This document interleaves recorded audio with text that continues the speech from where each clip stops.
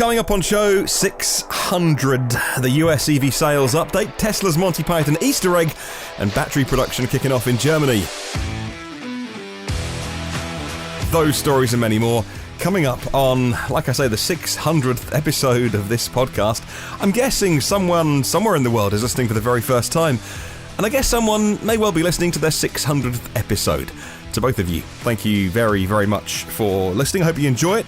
My name is Martyn Lee. Good morning, good afternoon, or good evening, wherever you're listening around the world.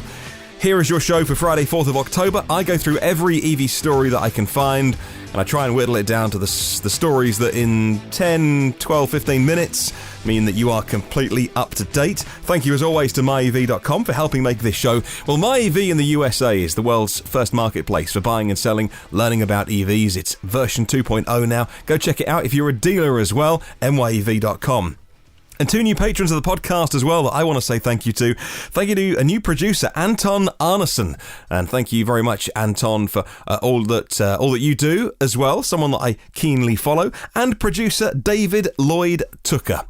David Lloyd Tucker, thank you very much. And Anton, really appreciate you joining up at producer level on Patreon as well. Thank you to everyone who leaves a review for this podcast, by the way. Very, very quickly, if you use Apple Podcasts, you can leave a review. It's like social proof. Somebody else will see your words, and maybe they'll listen to a podcast all about electric cars. You never even know, somewhere down the line.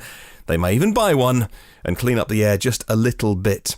This is from Al Lou, who listens in the USA, who says, a great source to get your EV news. His enthusiasm and energy about the latest achievements in the electric vehicle world are a good way to start your day. Thank you, Al Lou. It's not hard to be this enthusiastic when there's so much good news flying around about EVs. Let's kick off with a USA update on sales. The Inside EV sales scorecard has been updated, and we can look at a couple of models in particular. We'll kick off with the Audi E-TRON, a car that I've only seen up close and personal a handful of times in my life, and I'm an EV nerd and I look out for these things. Actually, in the wild as well. I'm not sure I've seen too many. Like driving down the road, and I'm driving as well, and I see so many EVs these days, but the E-TRON should be more like the lesser spotted E-TRON. And now the sales for the US have been out. They have been in decline recently. In September, well, I'm sad to say that trend has not been reversed. Only 434 were sold in the US last month. The EV share out of the total Audi volume slipped down from 2.8 to 2.7% in September. Let's do a comparison then. So 434 for the e-tron last month. The estimate for the Tesla Model X, which is the car that most people think it's closest to, albeit more expensive, I must admit, is about 4 times higher. 1,675 Inside EVs estimated. Of course, Tesla don't publish the monthly figures. After several months on sale, Audi have delivered 3,540 e-tron in the USA in the first 9 months of the year. Model X did almost 14,000. So, come on Audi, want to reverse that trend? I'm not sure what plans they've got to do that. Maybe it's doing some work on the price, maybe it's how they advertise it, but there's no doubt about it. The e-tron is a fabulous EV. Alright, yes, disclaimer, efficiency, not the best, but we know why, because they don't let you use all of that 95 kilowatt hours. They use plenty at the top end to mean that you can charge all the way to 100% and it's still very quick. They don't let you access the bottom end of the battery for safety reasons. I forget the usable capacity of the e-tron. But look, when I'm inside the e-tron, it just feels like any other very luxurious German gorgeous car. Hey, I wouldn't complain about having one on my driveway.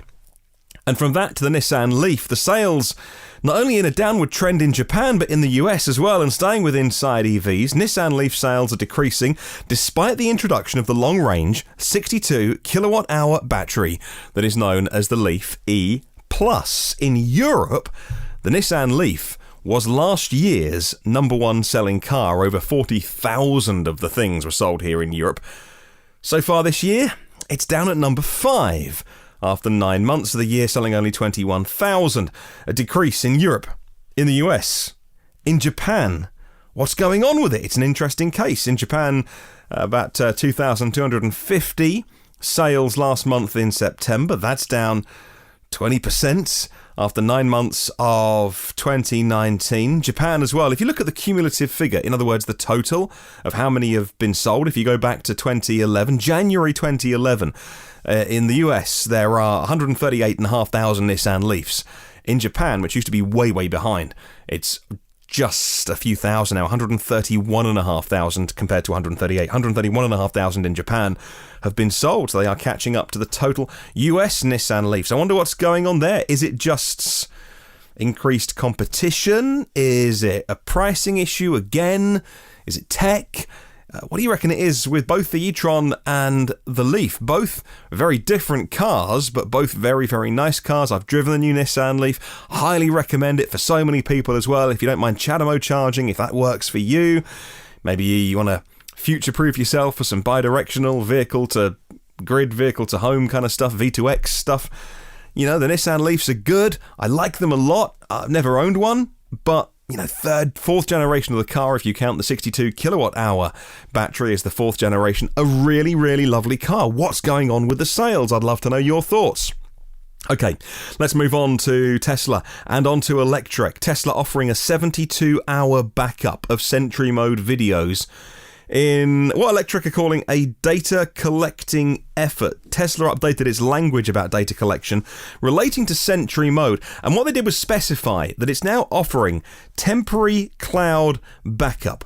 So that's all it is, but it's backing up your videos for 72 hours as part of a cloud backup initiative. For years now, Tesla's been betting on a large customer fleet of vehicles equipped with cameras and sensors, and that's all about gathering data and helping them develop features. Tesla has an opt-in program for people to share the data. They also want to make it clear that the video clips are totally anonymous and they cannot be linked in any way to any specific vehicle. This is important for people who, after there were instances of companies being caught giving access to customer video feeds to their employees.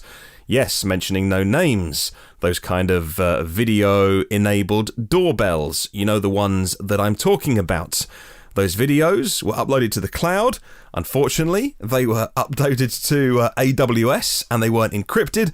And certain companies have had banks of freelancers, not even staff, going through what were effectively open folders on AWS, watching and looking at videos, all in the name of making the system better.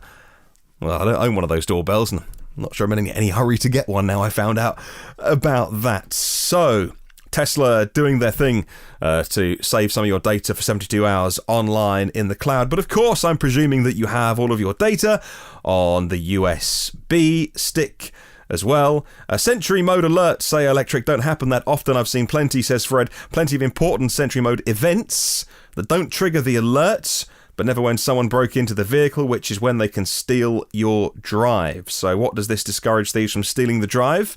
Because owners could at least theoretically have the footage restored by Tesla. I wonder if that actually exists, whether Tesla can link that, if they have to, link that to your car in the name of safety and catching somebody and law enforcement. I wonder.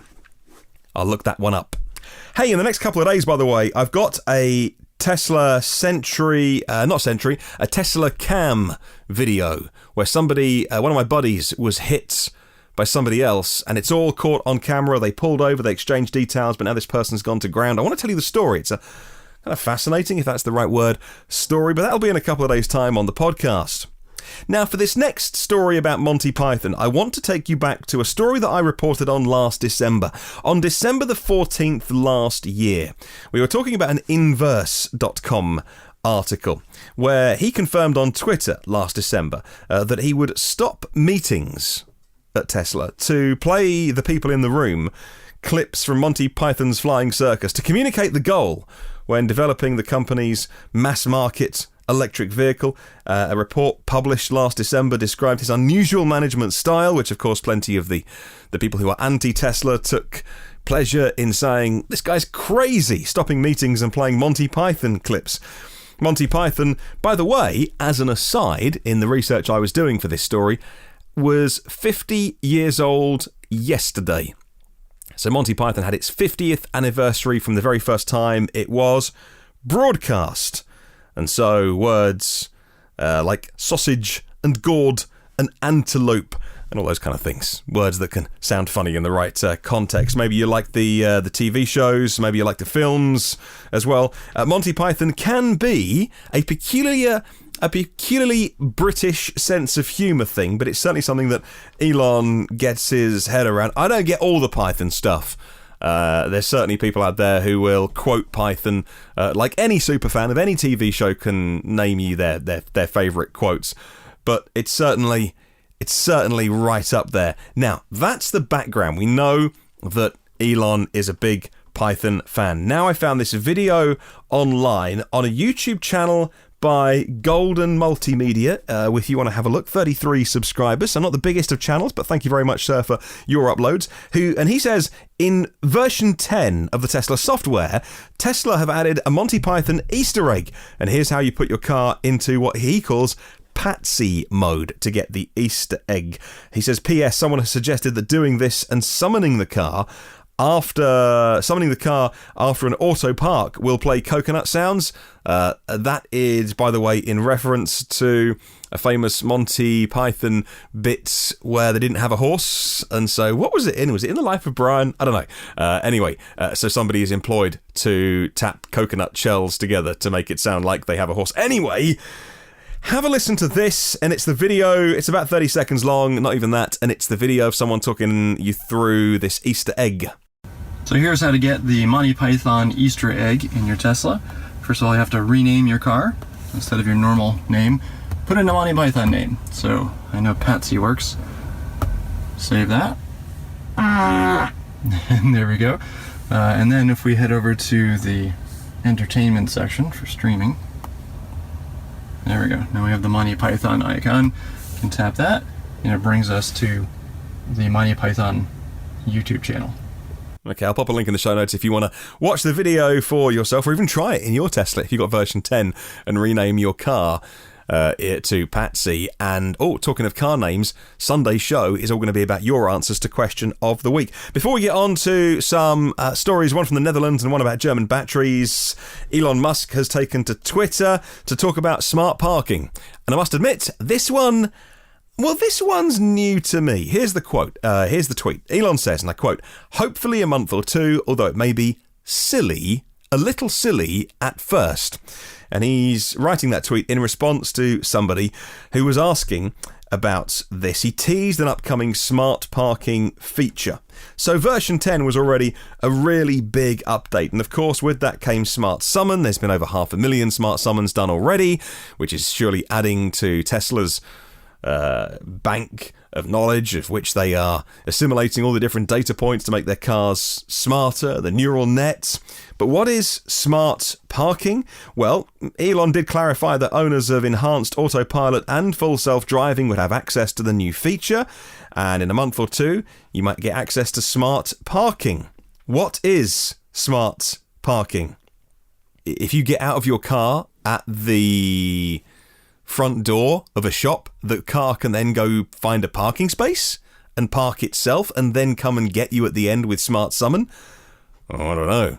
I'll look into this more. If you have any ideas, by the way, let me know. You can email me anytime. My email address, my personal email, is hello@evnewsdaily.com. Now, Martin at Clean Technica is talking about a Dutch surprise. The Netherlands is surpassing wildest predictions for Tesla's Model 3. Normally, Norway is the biggest Tesla market here in Europe. When the Dutch market absorbs 3 times the Norwegian number, you know something's going on in the Netherlands. Tesla Model 3 is changing all of the current established orders. The Zoes, the Leafs, the i3s were always in the top sellers. But now Europe is waking up to the Model 3.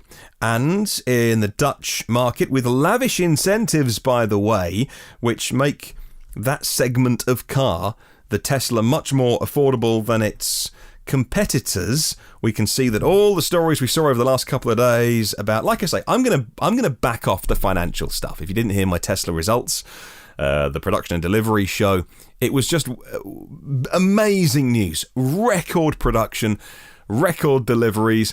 Year on year, they're just through the roof. You go back 3 years and it's just a different company. And yet, the share price tanks and all the TV stations and CNBC and all the commentators say that Tesla's in big trouble.